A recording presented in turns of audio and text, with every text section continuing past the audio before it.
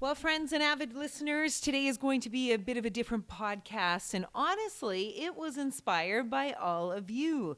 Your feedback is what ultimately led to the recording of this conversation, this journey, and this discussion. And today, I'm so darn thrilled to welcome my husband, Stephen Petasky, to the Inner Circle. Good to be here. I've only been asking you to come on this show since the beginning. And let me tell you all that are listening, he does have an incredible story. And I think our story of how we came together is pretty fun, involves a lot of numbers. It's pretty fun, yeah. But today our topic is about a recent journey that many of you have supported us through and followed along with on social media. And some of you have done your own version of it. It's called 75 Hard.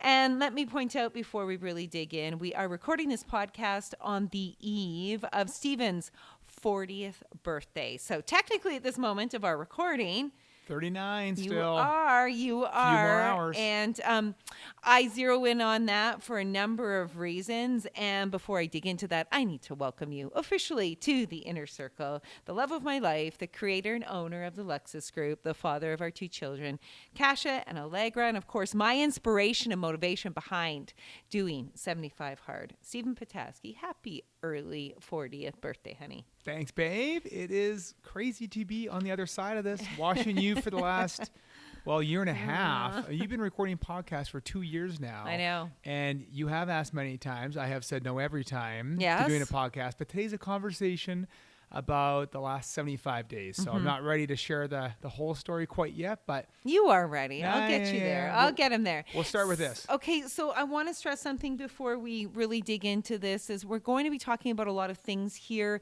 but this is our journey. This is what has worked for us, and in no way are we endorsing these types of things we're going to talk about for anyone else. We're just saying this is what worked for us, and we want to share a little bit of that with you today. So let's begin talking about exactly what 75 Hard is. Let's list all of the elements of it and give credit where credit is due. So go ahead, Stephen, you can do that because the creator is part of an entrepreneurial group that you were a part of. Yes, so the creator's Andy Frisella. You can check him out on Instagram. He's a great guy. Him and his business partner and friend, Ed Milet, started the Arte Syndicate. And I have the best, unique opportunity to be with 120 other world-class entrepreneurs. I do not know how I fit in entirely quite yet, but they're from all around the world. And it is awesome being around such an incredible group of inspiring people, many of which are doing this journey and have done this journey in the past or many times. So they are my, a big chunk of the inspiration to do this. But Andy did this to focus on his own health journey and what he was working on. Went through, I saw firsthand, just a absolutely phenomenal, physical transformation. But what he said was really a mental transformation. And it was built to be more of a mental toughness challenge than a physical challenge. I think there's enough garbage out there just about weight loss journeys, and that's what people yo-yo diet and don't actually really achieve the health goals that they want. So they focus more on a health journey around the mental toughness side.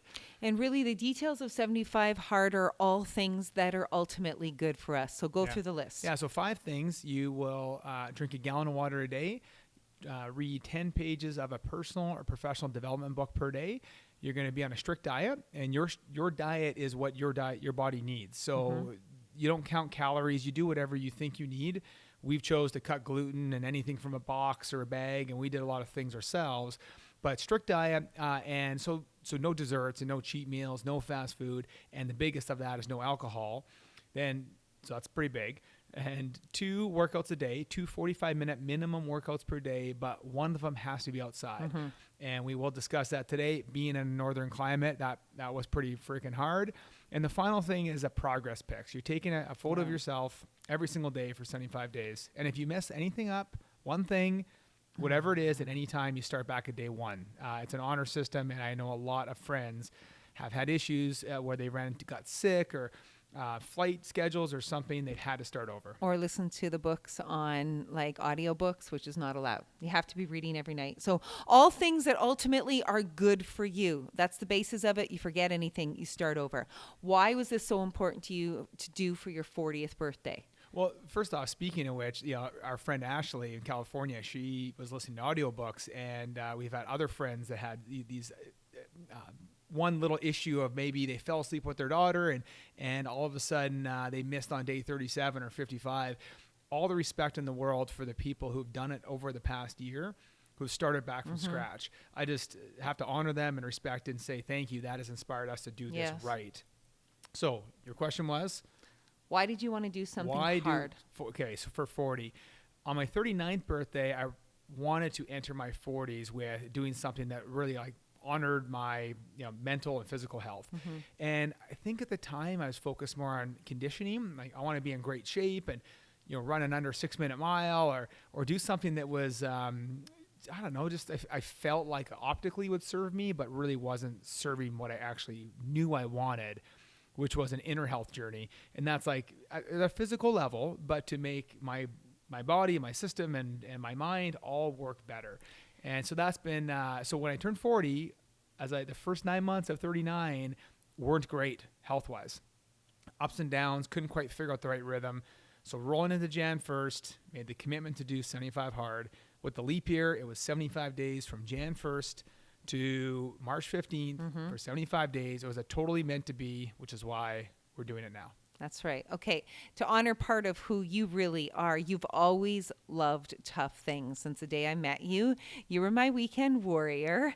Yes, and to your credit, you used to be a mogul skier with the likes of Jennifer Heil back in the day. And she was way better. She was fearless, right? You do the flips and turns in the air. And then you went to University of Idaho on a golf scholarship. You love mountain biking. Anything that was tough was for you. And also something else I want to point out is you did that SEAL training in California, the Crucible. Yeah, you did not have to share that past history. Well, I just did. Okay. Well, okay. So why okay. and why the SEAL training? How does all this serve you? Well, first off, I love challenges. I'm a entrepreneur, and I think entrepreneurs love doing hard things that put their mind and body into difficult places. I feel better when I'm uncomfortable than when I'm comfortable, if that's a good way to put it. So, 6 years ago, 2015. Frank kicked off this amazing journey where we went down to Southern California and mimicked a Navy SEALs training. Jarrett Smith, really grateful for him setting this up because we got to challenge ourselves in ways we've never been challenged. And essentially, it was a simulated Hell Week taught by actual Navy SEALs, live Navy SEALs, who have in the past gone through Hell Week or they teach Hell Week. Crucible training was like the pinnacle of the entire program, where they kick sand in your face and you're in the ocean and you're carrying logs and you're rolling around and doing things for 2, 3, 4 days at a time. And you held plank for 30 minutes, 30 minutes, everybody. Yeah, that seems like a small feat in that 4 to 5 day journey, and it was a year to build up to it. But people, I think, reflect on that one. Is the leader, Commander Mark Devine, tricked us into doing a 30-minute plank, which is crazy. He did it with us, which is phenomenal. And he did it through the art of distraction, talking about our families, what we had going on in our lives. And all of a sudden, where maybe 5-6 minutes was the longest plank I could ever do, did a 30-minute one. And you could roll around. You just could not touch your knees to the ground. But that was a moment, if I think back in the last decade of my life, a moment where I can do a lot more than I think I can. We always stop way before what our bodies and minds are actually capable of, because we're afraid of that next step to break through. And that was one of those moments over the last 10 years where you reflect back on. So you like the tough stuff. I've always loved the exercise. I always say exercise is my religion. It what makes me feel balanced and whole. And so you come to me and you say you want to do the 75 hard, and my reaction was, I don't know if I could do it. There's a lot going on. But it was important to you, and it almost was like it was meant to be. So the bottom line with 75 hard is you don't know what you don't know when you're getting into it at first. So we launch in, and I'll say for myself, one of the biggest challenges at the start was this no alcohol. And I didn't know how it would feel. And the thing about the no alcohol was this, is what I was tapping into was a ritual for us. So every Friday night, because our lives are so busy, we used to sit down, have a glass of wine, sometimes a bottle, and we catch up from the week because the week could Sometimes get two busy. bottles. Okay, true. And we would debrief from the week, and it was awesome. And so yeah, all of a sudden that ritual was taken away, but then replaced with walks. It's amazing. The alcohol, we've never done a dryuary or sober October, which a lot of our friends have done and said it was really great for them. So to actually give up alcohol, which we're not big drinkers, but I can't think of a time in our adult lives for more than 10 days where we've gone without having even a glass of wine or something. And so this was a big feat in order to go and say, well, we're going 75 days in a row. But again, you mentioned earlier, to reflect on entering this next chapter of my life, I want to do something hard. You jumped along for the journey, which I'm unbelievably grateful for. There's no way I could have done it without you being there. And back at you. Yeah, no, it was phenomenal. The alcohol was like this huge change. And in particular, coming off of Christmas and New Year's, where you drink every day for, most of the last couple of weeks. But to your point, it was the behavior, the habit of having it just for the sake of having it versus replacing that behavior or habit with a walk. And that's a great way to stay connected. And, one of the best things of this whole journey was this second outdoor workout, which for us was a power walk every day for the last 2.5 months. And it wasn't an easy time because it was -30 most nights. And I remember the first Friday night posting this big whine on wine as WHINE on Instagram going, oh my gosh, it's cold. I don't know. And this is so hard. I'm missing my wine, my alcohol. And we went out for this walk and it was really powerful. And I posted a picture of us. It was our shadows holding hands. And so many of you commented on that. But what we found was our habit of drinking wine and reconnected was replaced by a new habit of going for walks together, and it benefited us in countless ways. So for me, the walking was a massive win, and it also kept us connected. Yeah, we won't give this one up. I mean, the neat thing about the walking, you check 2 boxes. You get this exercise, but we get this sync. Instead of, I'm sure other married couples out there, you get unsynced, sometimes for a few days, sometimes for a few weeks, sometimes much longer. And we've been through that journey ourselves many times the last, coming up on 15 years of marriage. But we never fell out of sync because every single day you get that one-on-one time together, free and clear of distractions, phones, the gram, kids, whatever it is. And we could build it. We built it in when we drop cash off at soccer and we walk for 45 minutes before his game. You can do it. Like, there's time built within your day to do it. It's just finding the time. Yeah. And I've never felt closer to you because we've never had a chance to be that connected in our entire marriage. Agreed. So the walking outdoor workouts is a powerful takeaway for both of us and something we're going to try hard to maintain. And I lost my butt in the gym. I think I lost Yes. my legs leaned out accidentally. Okay, yeah, you kind of did, and thanks for pointing that out. For me, it helped me lean out. The walks were such an important part of my growth and development because I'm wired to think I need high-intensity interval training all the time. Cardio. You have to have cardio. And all of a sudden, we introduced walking into our regime, and Erin Smandich, who helps us with our nutrition, she's amazing, really stressed that to me. And I honestly thought her advice was hokey pokey. I'm like, seriously, walking, what's it going to do? Walking reduces cortisol, the stress hormone in your brain, and there are so many other benefits of it, like leaning out, and I can't say enough about how it served me and it served you in different ways. So that's something we're definitely going to maintain. Have we ever walked more than, maybe on holidays, more than a couple days in a row together? You get everything accomplished when you're getting out, spending time together. It's unbelievable change. We will keep that up. Add that in. The fresh air was key as well. Yeah. If you think of, especially people in Canada and Northern Canada in particular, it's dark. There's 6 hours of daylight a day. I'm not sure what the statistics are. I'm just going to make it up, so don't have to fact check this. My guess is 90% of us, 95% of us don't get any vitamin D whatsoever from the sun, the natural source, for the period of 6 to 7 months a year in Canada. So we're all deficient in one of the most important vitamins and minerals out there. So being outside, we worked out a lot at night or in the morning, so we didn't get the vitamin D, but we did get the fresh air. And that is called the consolation prize, being outside every day, breathing that in.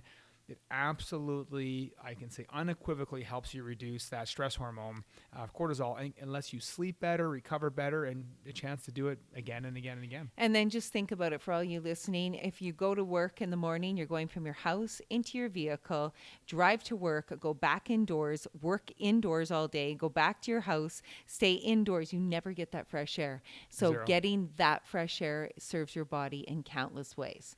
Okay. Walking, we're sold on the outdoor workouts. We're going to continue to do them. Second thing you want to talk about is brain health, because this was a big goal for you, and goal achieved here. Amazing research has been coming out. It's the one organ that we haven't really figured out. And I speak from a place of like, I know what I'm talking about. I only do because I've listened to experts around the world talk about it. I am a student, and I love absorbing podcasts and books, and I mean, all this information is free. You can take control of your health by just listening to the smartest people in the world tell you the latest science in a very simple fashion. So, number one lesson, when we started this, as you remember, babe, this was, I want everyone to hear this. It's really, really important. Instead of focusing on the scale or vanity or the things that come along with a typical, journey around health, where for a lot of people it's around weight loss or this, specific things called the outside looking in, is we change it to say we're going to focus on 3 pillars: brain health, gut health, and hormone health, which to a lot of people, it sounds hokey. What does that actually mean? Well, it means a lot, because if those 3 pillars are working in sync continuously, everything else should come into play quicker. So you now feel healthier. You have more energy, which means you can work out more, which means you sleep better, which gives you better recovery, which makes you feel full more often, which makes you be less irritable. That all connects together. So, pardon me, on brain health specifically, obviously degenerative brain disease is horrible. Thankfully my family, no one yet has had to suffer from it, but in your family there has, and we've had to watch people sadly, lose their minds and their ability to be a part of our family and pass away as a result of this, all at a relatively young age, between 60s and 70s.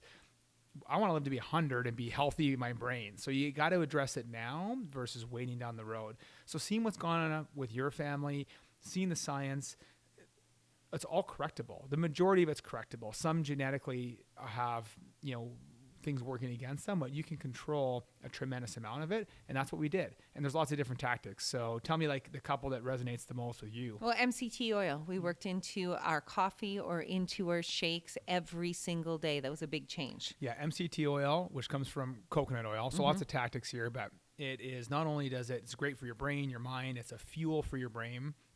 Your brain is made primarily of fat, so it uses fat as fuel. It does use sugar as well, but DHA, which comes from fish oil. So if you think about the North American diet, aside from even the healthy version of it, like you cut out the fast food and the garbage, and you focus on the healthy stuff, is we don't have enough of the things in our diet and the right minerals and vitamins to actually have our body be optimized. So we talked about vitamin D. You do not get enough from the sun, so you have to supplement with it. And I think supplements has a bad word, like, well, I eat a healthy diet, I get everything I need.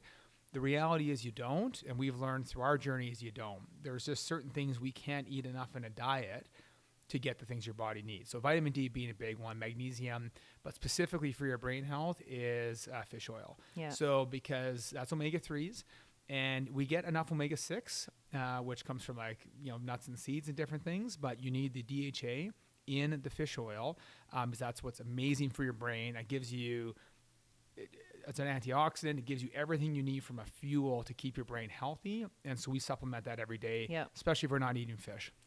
So something in our morning regime that we do all the time is we wake up and we don't look at Instagram first thing. We go downstairs, we have a big glass of water first thing, and then we take our supplements, and the supplements that are meant to take on an empty stomach. So take our MCT oil, we take our fish oil. Sometimes, but later, is it curcumin? What else are we taking? Yeah, curcumin is amazing. Learned all sorts of neat things about it. So turmeric is what it comes from, but it is an antioxidant for your brain.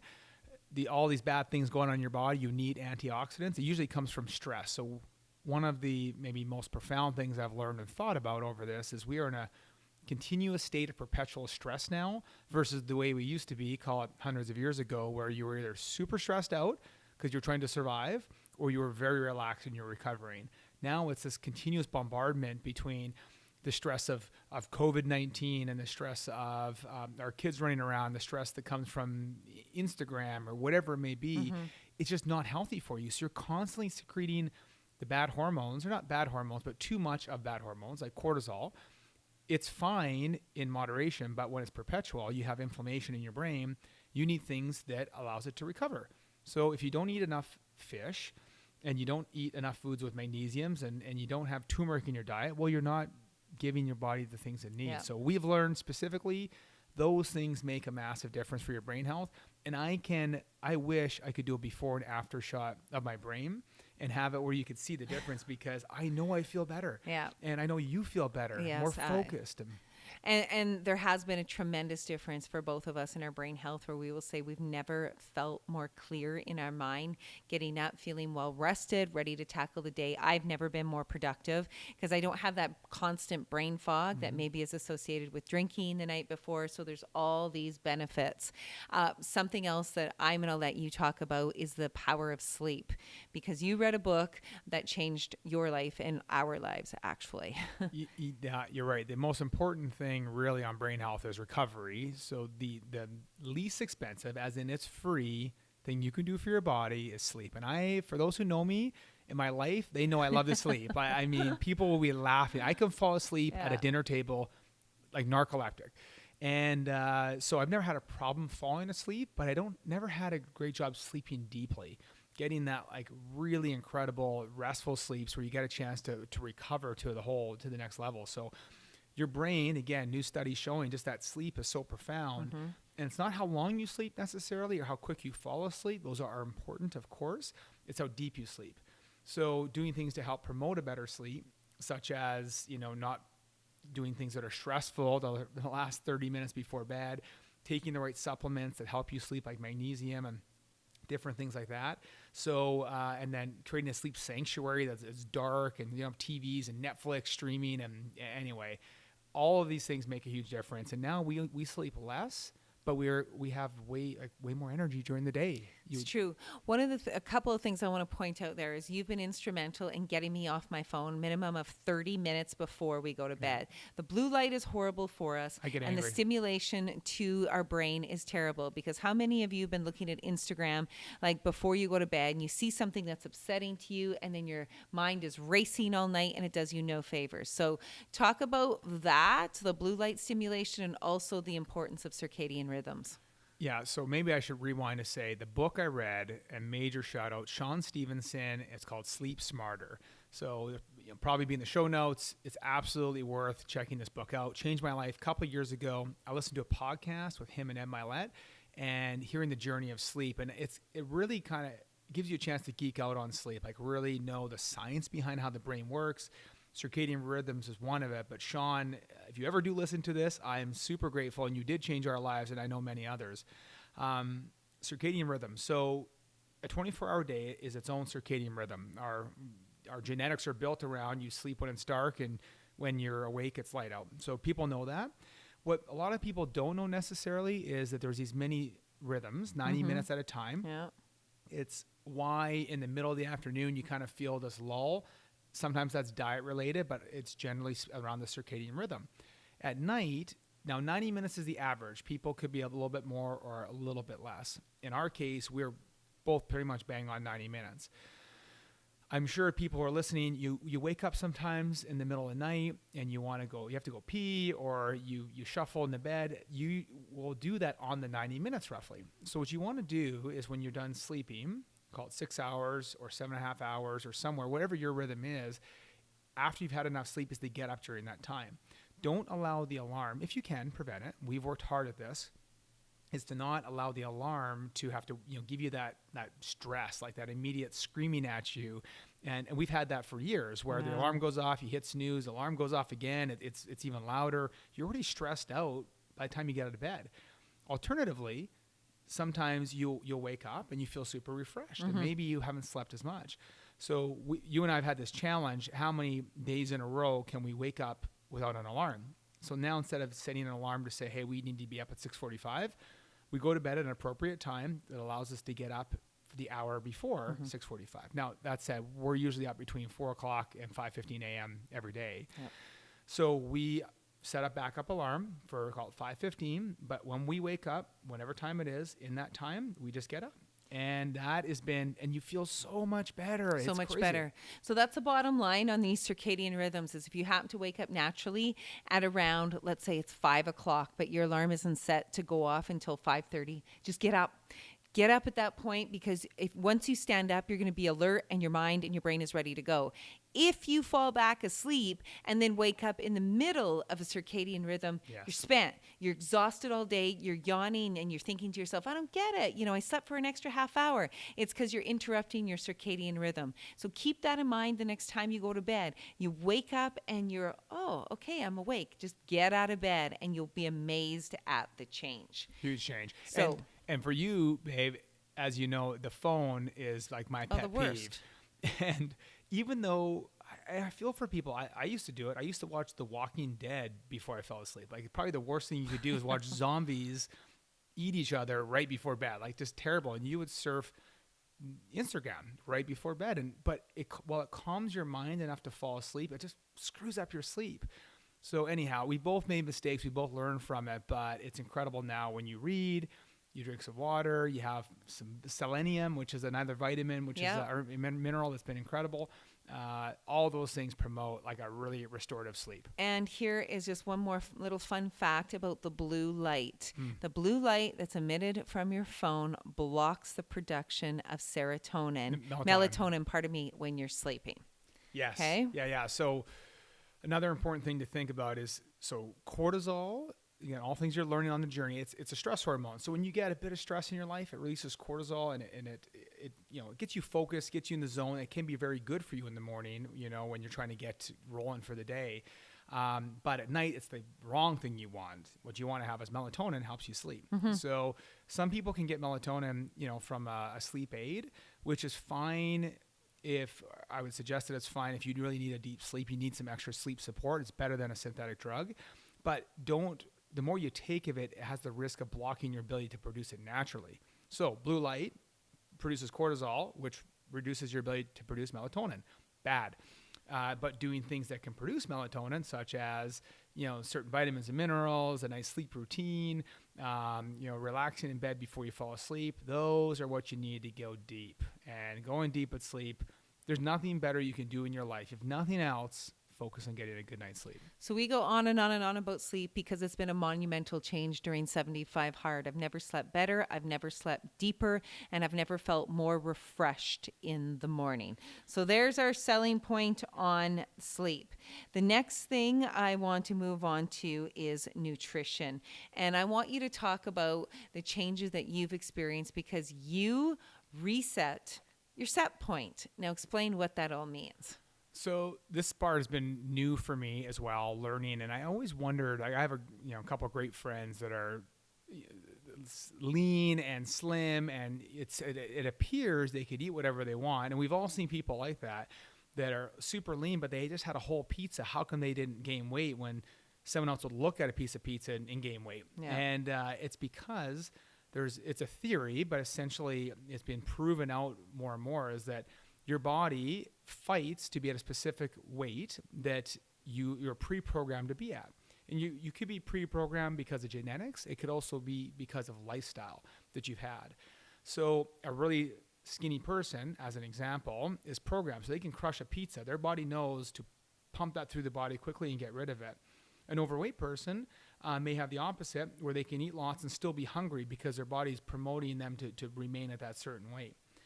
So what does that actually mean? So for me, what it means is I have adjusted my weight a couple times in my journey. I'm 30 pounds lighter than where I was for about probably 12 years of my life, I think. Yeah. When we got married and everything else. And I've reset it 3 times now, and I'm about 30 pounds lighter, but I didn't do it through willpower, did it through adjusting nutrition and resetting the set point. And the thing is, I talk like I know what this is. I listened to this on a podcast like 2 months ago. But I've always known it in my mind. It's why now do I feel better and less hungry and more satiated and more focused now than when I was heavier or different weight? And because this set point theory. So Google it. But if you really want like these straight goods on it, Jonathan Baylor, I believe is his name, the set point diet. Incredible, because then you're not using willpower to lose weight.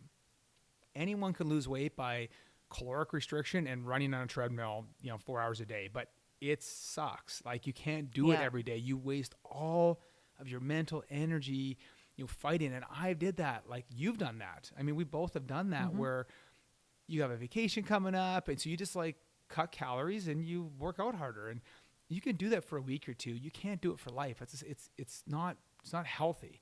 So you and I've made unhealthy choices. I mean, in the sense that I look back, I'm like, that was probably not the best thing to do. Instead, let's take a longer term play, overall, good gut health, good hormone health, and readjust the set point. And now I feel better than ever, and you do as well. And because we focused on that aspect versus just trying to lose weight.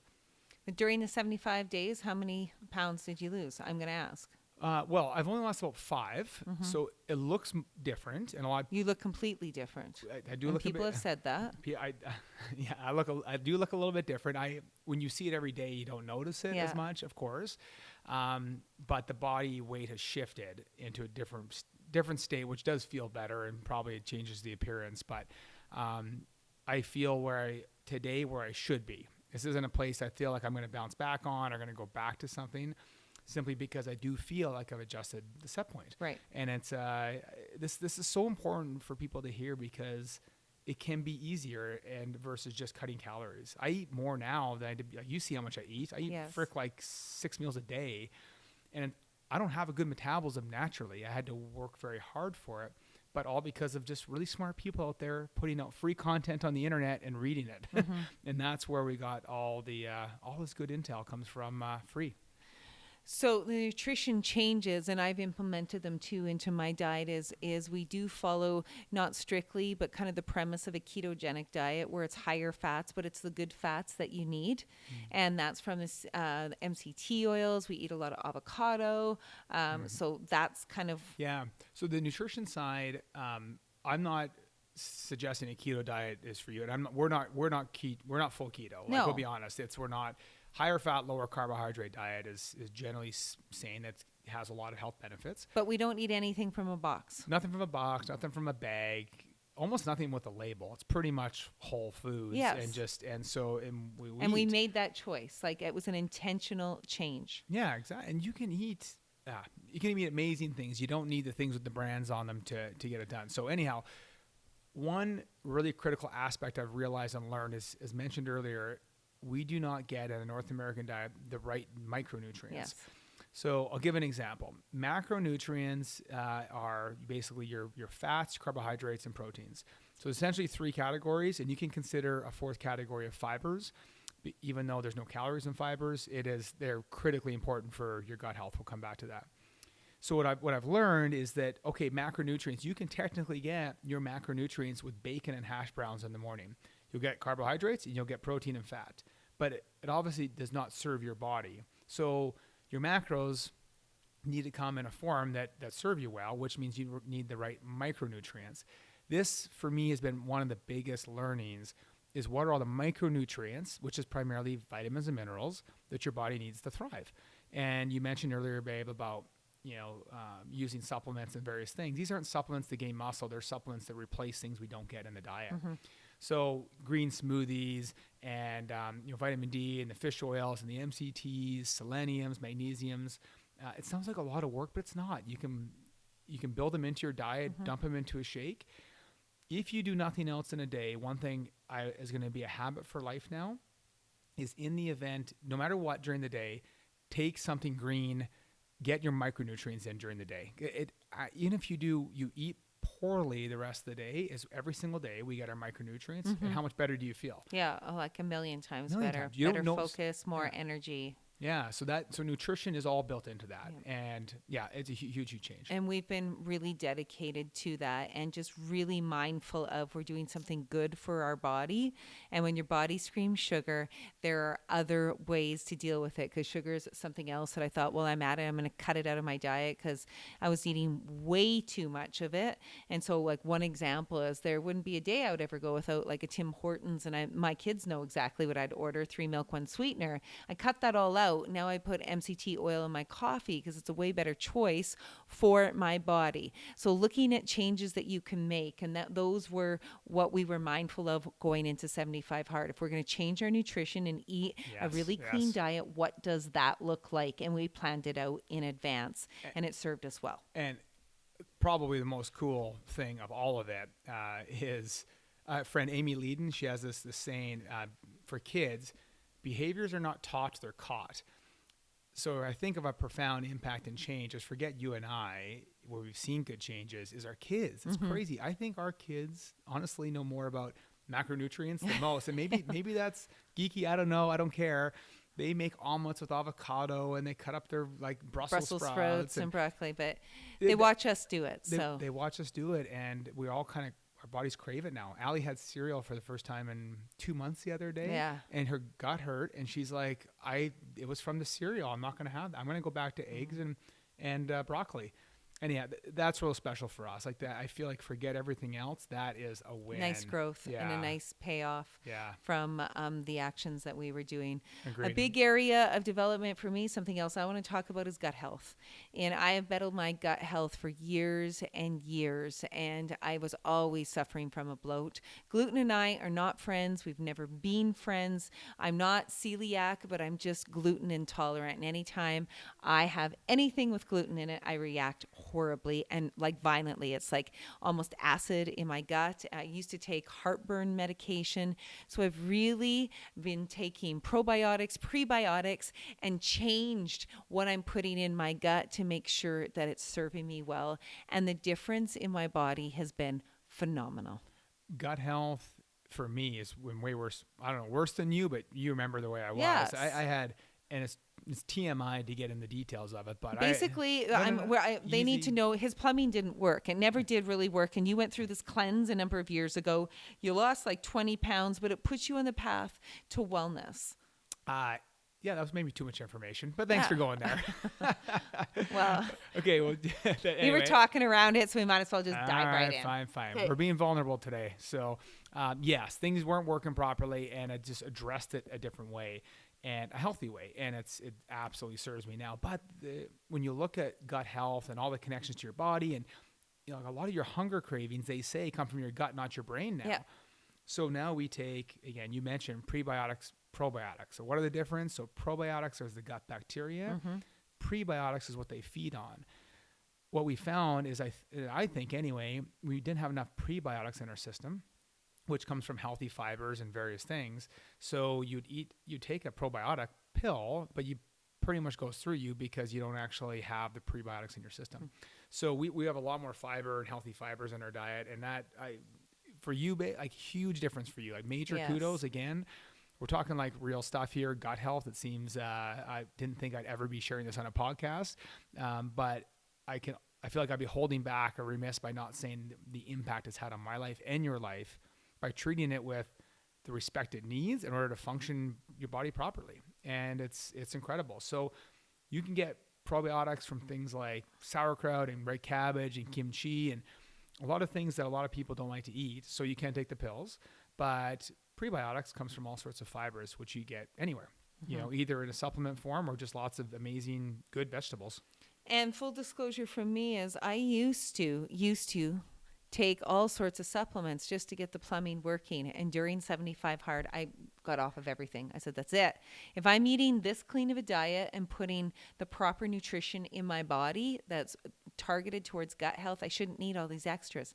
And I didn't. The only thing I take every single night is this powdered magnesium that I mix with water. It's called Calm, and it's been phenomenal for me. And my tummy has never been happier. Let me say one thing on this, which I think we skipped over earlier or didn't say. So this is not 75 hard, by the way.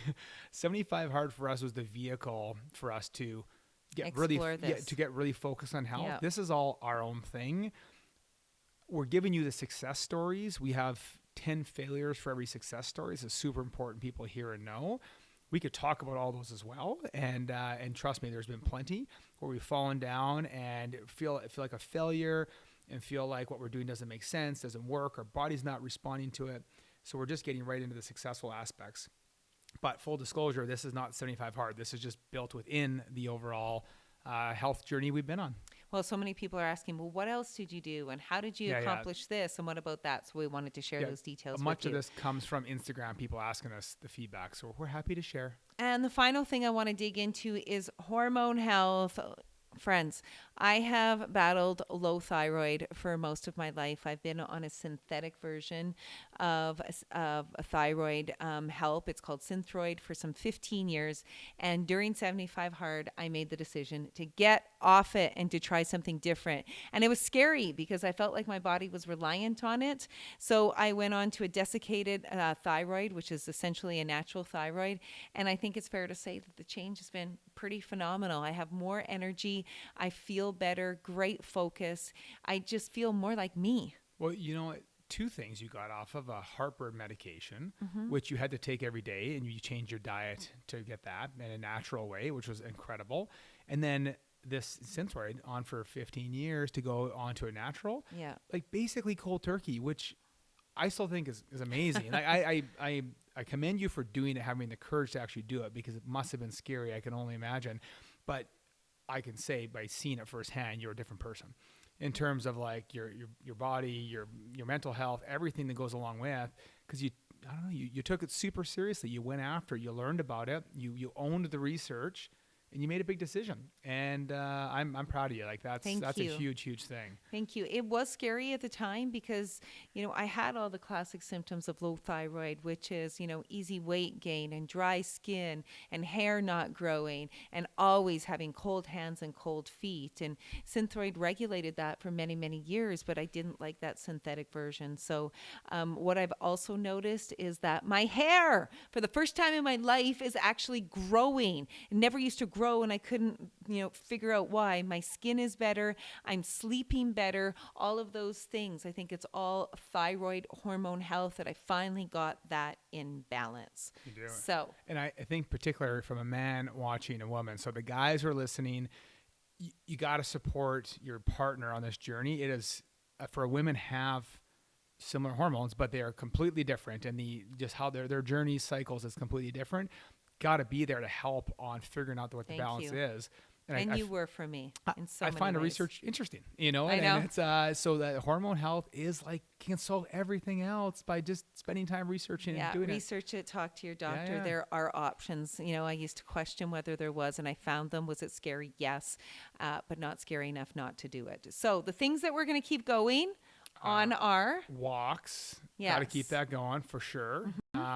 Healthy diet. Like I don't think this isn't even just a diet thing. This is our lifestyle now, and it always existed before. This is just a fine-tuned version of it with the micronutrients and getting like that good stuff in your body every day. And what else would we? The reading. How do you feel about the reading? I feel like it's one thing I don't feel like I did as good a job at. Maybe one of the failures for me was I only finished maybe 2.5 or 3 books. You don't finish 2.5 books. Finished 2 books, got halfway through, but absorbed probably 200 hours of podcasts between driving between sports and 8 million things for the kids, where I got most of my information. So I feel like we'll keep the reading going, but as you know, for me, it was just a struggle to get to page 10 before I fell asleep. But what I like about it is I'm turning off my phone. Yes. And that's been my big change. And I'm putting a book in my hands for a half an hour, and whether or not I absorb it, like whatever, it's just the fact that I'm doing it for my mind. It relaxes my mind. So that I do like. Yes. And the big thing too is our sleep habits. We've changed those through this journey. Those are never going back.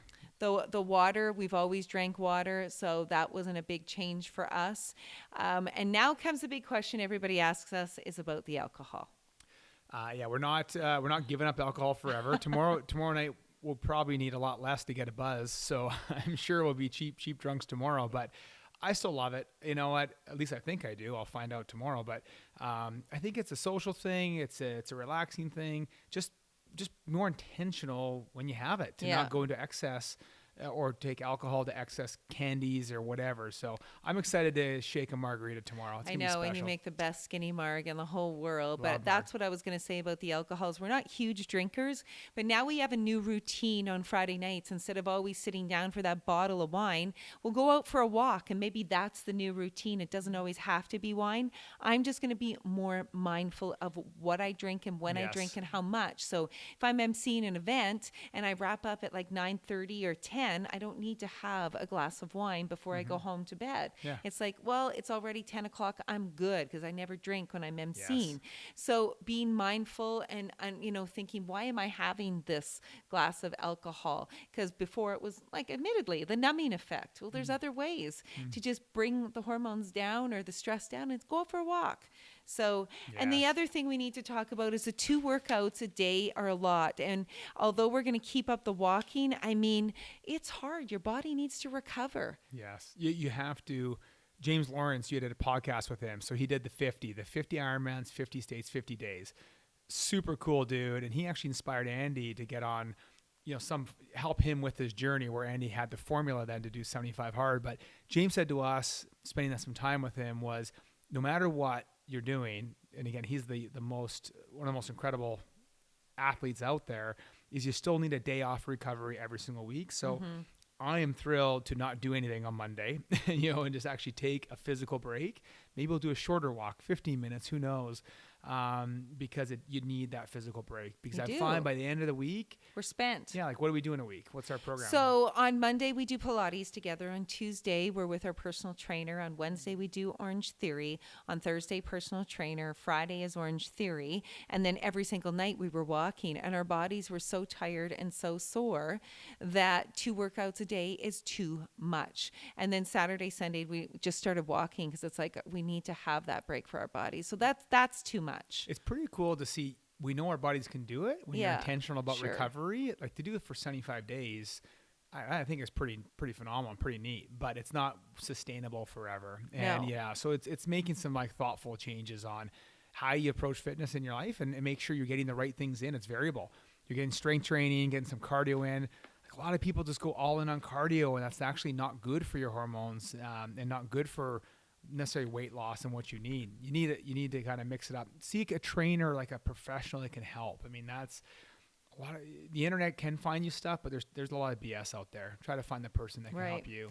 I want to give a shout out to Ann Dawson, who did this journey with us, and she works with us at Luxus and at Carrie Consulting. I asked her what her takeaways were, and she said eating clean, the ease that she had switching out treats with fruit was epic. She said it was my most amazing mindset shift ever that had happened, so she was happy about that. The other thing she said is exercise. She loved going outside and would like to continue going out 3 times a week, weather permitting, because it produced amazing focus in her day-to-day and allowed her to get in meditation and other spiritual aspects of her life with more clarity.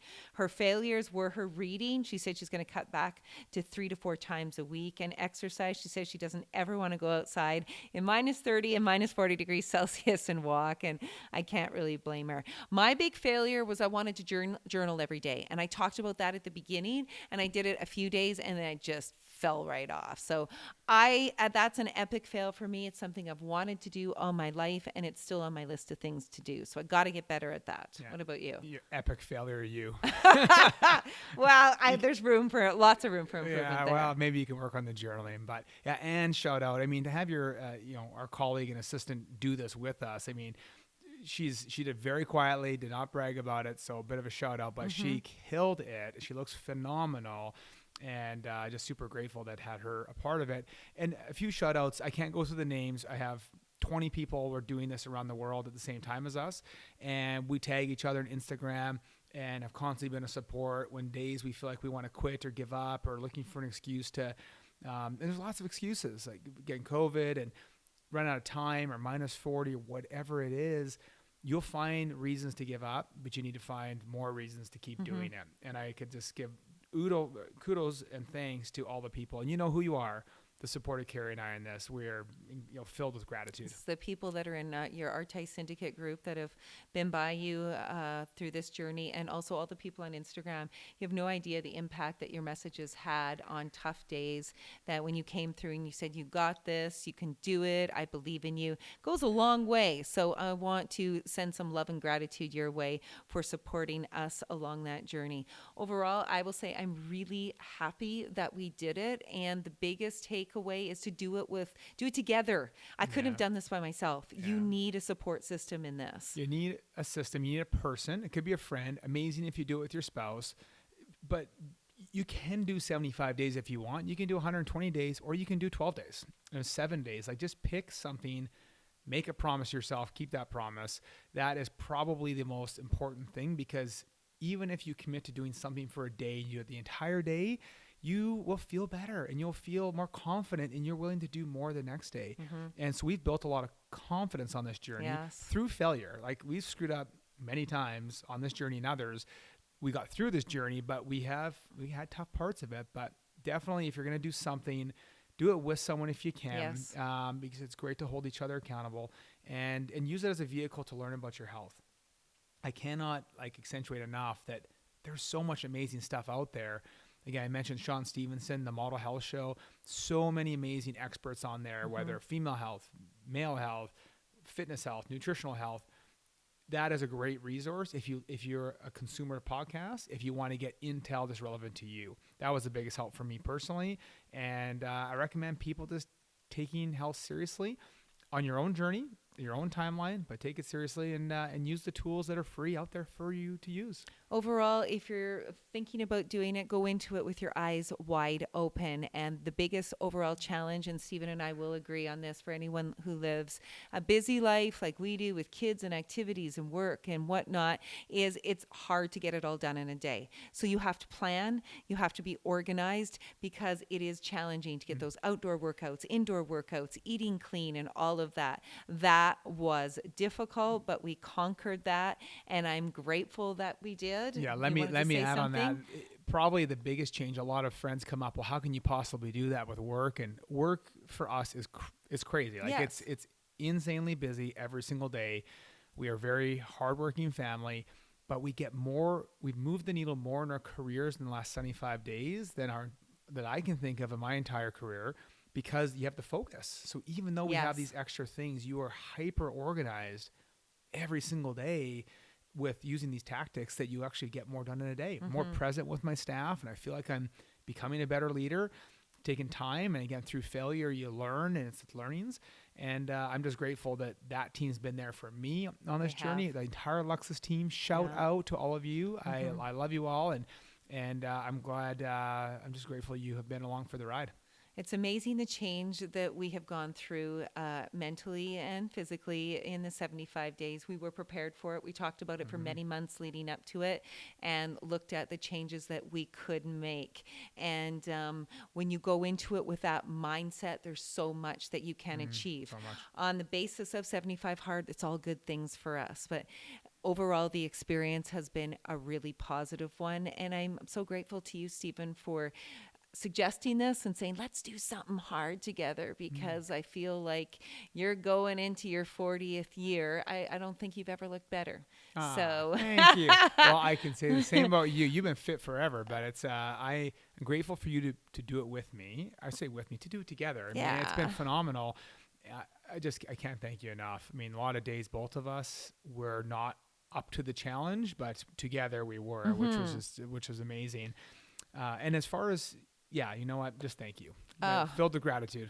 And so much love for you. And I'm wishing you the greatest 40th year. And for those of you considering it, I'm going to say this. Don't say, I can't do that, or whatnot, that I would never be able to. Again, we say comparison is the thief of joy. You do what's meaningful to you. Don't compare your hard to our hard, because everyone defines their hard differently. Do something that's meaningful for yourself. And that's why I honor you as you enter, this milestone birthday. Is you're like, I want to do this. I want to experience it. I want to embrace it. Yeah. And you did. It's been a really challenging, rewarding, and fun journey with you, hun. Amazing. So much fun, babe. Grateful. And to everyone listening today, I know this was like deeply heavy on tactics. Like we flew through it. We gave you lots of information. I hope some of it, even one thing, found it valuable. But this has been really cool to be on the mic with you, sharing this part of the journey. And thanks to everyone listening today. It means a lot. So gratitude to all of you. Thanks for coming on this journey with us.